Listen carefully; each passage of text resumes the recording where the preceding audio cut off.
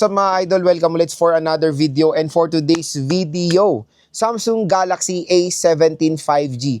Ano ba mga top features na pwede natin makonsider dito sa smartphone na to? Lalo-lalo na, sale siya ngayon sa online. Tara, pag-usapan natin.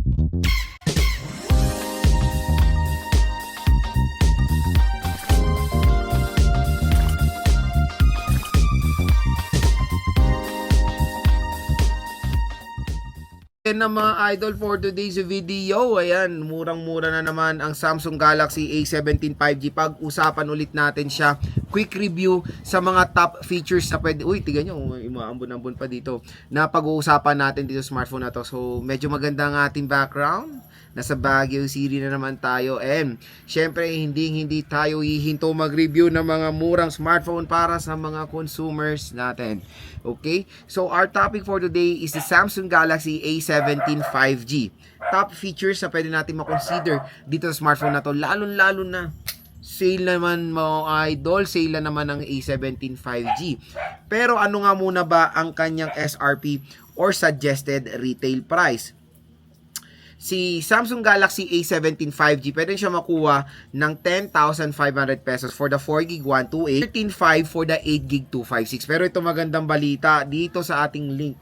Pag tinap mo yung video, may shopping button dito, mura at bagsak presyo na makukuha ang A17 5G. Ito na siya, oh. Pwede nyo lang siya makuha at a possible price na 9,000 pesos. Syempre, hindi pa doon nagtatapos. Pag dito pa kayo galing sa link natin, may magja-generate pa pong additional discount voucher na 1 to 2,000 up to 1 to 2,000 pesos additional discount voucher. So again, dito na kayo bumili sa ating link para makuha nyo ng napakagandang deal ang A17 5G. And no worries, official store po ni Samsung ang nilalagay natin dyan. Kumbaga legit talagang mas mura sa online compare sa mga offline stores. Kaya, syempre, ginagawa ko tong video na to para sa mga consumers natin na makatipid din, di ba?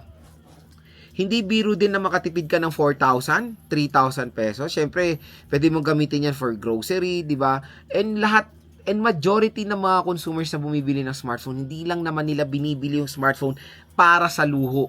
Diba? Ginagamit nila yan para sa trabaho nila, sa negosyo nila. Kailangan nila ng smartphone na maaasahan. Kailangan nila ng smartphone na reliable when it comes sa gagawin nila. Hindi lang for entertainment purposes. So again, sabihin na natin ng isang smartphone din ay isang investment sa mga consumers natin. Kaya syempre, kailangan natin maging mapili, ay kailangan natin maging practical when buying a smartphone. So dito sa video na to, tutulungan ko kayo mag-decide kung sulit nga ba talaga yung napupusuan nyo ngayon na A17 5G. Syempre, clinic mo tong video na to, ibig sabihin, interested ka sa A17 5G. So unang top feature na pwede natin makonsider dito sa A17 5G, especially for its price na 9 to 10,000 pesos, the display. Nakakalungkot lang, it's notch display, pero again, hindi tayo doon magbe-base na hindi siya sulit. Doon tayo sa display, Super AMOLED display. So yung Super AMOLED display na yan, na-adapt niya doon sa Samsung Galaxy A16 5G na-try ko na yan. It's my daily driver last year, and when it comes sa display quality, superb. Napakaganda ng display niya. Doon ako nanonood, doon ako nagsi-COC kasi when it comes sa color reproduction for a smartphone na budget smartphone lang, talagang ma-appreciate nyo siya mga idol. Mas better siya sa may ibang display na kapresyo niya na AMOLED lang. Ito po, Super AMOLED display. Resolution, screen size very reasonable, is Full HD Plus 1080p resolution with 6.7 inches. Magandang protection ng glass. Very durable, is Corning Gorilla Glass Victus protection, and sa 90Hz screen refresh rate, I know for its price hindi siya perfect fit, pero i-consider ko na, especially binigyan mo naman ng Super AMOLED, okay na ako sa 90Hz, basta yung display niya is very vibrant, very sharp, masaya na ako doon mga idol. So unang feature nito na talagang magiging buying factor ng mga consumers natin is the display quality. Second, longevity ng operating system. So, etong si Samsung, kilala na yan pagdating sa taon-taon na pwedeng ma-update ang mga smartphone nila even for its budget smartphone. So, expect nyo itong A17 5G. Matagal nyo magagamit itong smartphone na to. Kumbaga, nagsimula to sa Android 15, na-update na siya sa Android 16. Syempre, pwede ba ito ma-Android sa 17, 18, 19? Diba? Ganun siya katagal and hindi lang longevity eh. When it comes sa reliable ng Samsung One UI, the best talaga yan. Isa yan sa very optimized, very secure na Android operating system, na Android manufacturers UI na mare-recommend ko mga idol. So, One UI, marami rin sila mga jump pack na features when it comes sa AI capability, especially the One UI version 8. Processor itself, I know iba magiging skeptical sa processor dahil narinig na nila Exynos, di ba? So, Exynos can can compete sa Snapdragon and MediaTek. When it comes sa processor, it's 5 nanometer, Mali G68 MP2 and it's a 2.4 GHz processor. Ang reklamo lang talaga nila sa Samsung, especially for an Exynos processor, mabilis siyang uminit. Na-try ko na yan for my A57 and A37. Yes, mabilis silang uminit when it comes sa pag, alam mo yung gamit na gamit talaga yung processor nila. Pero mabilis din naman sila mag-ease kasi may mga cooling system din naman silang ino-offer, di ba?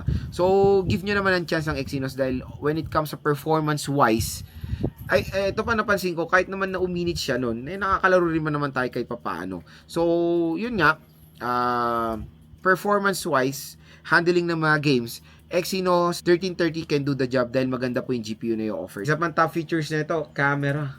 Kung naghanap kayo ng camera na complete na 3 ang lente, ito na, triple camera system, main, ultra, and macro. Iba kasi sabihin, dual, triple, pero hotdog, di ba? AI lens, depth sensor, auxiliary lens, anak ng kabayo naman, di ba? Yung mga ibang consumers na hindi aware sa mga ganyang term, akalain nila na 3 talaga lente ng smartphone nila. I know, parang nagiging marketing getup na sa mga ibang brand. Nasasabing triple camera, meron pa nga butas yan, tapos di naman nagagamit, diba? Eto, legit po lahat ng lente netong si A17 5G. Okay na okay yung kanyang camera, napaganda, lahat usable, even sa front-facing camera niya malinaw din. Syempre, ang isang feature din nito na mamalaki natin is 5G connectivity under 10,000 pesos. Napakaganda ng feature niyan. So, kung naghanap kayo ng isang smartphone na future-proof, ito, meron na siyang 5G connectivity. At marami rin siyang kalaban na 4G sa ganitong presyohan mga idol na magiging tough talaga yung competition sa ganitong mga segment. So, syempre iba, Lods, bakit 4G 128? Okay na ba to? Pwede na ba to magamit? Definitely yes. Recommended, pa naman yan? Usable. And that's the best minimum na rin. Kung mapapansin yung mga track ngayon na mga lumalabas sa smartphone, 4G 128 usually ang binibigay na nila, diba?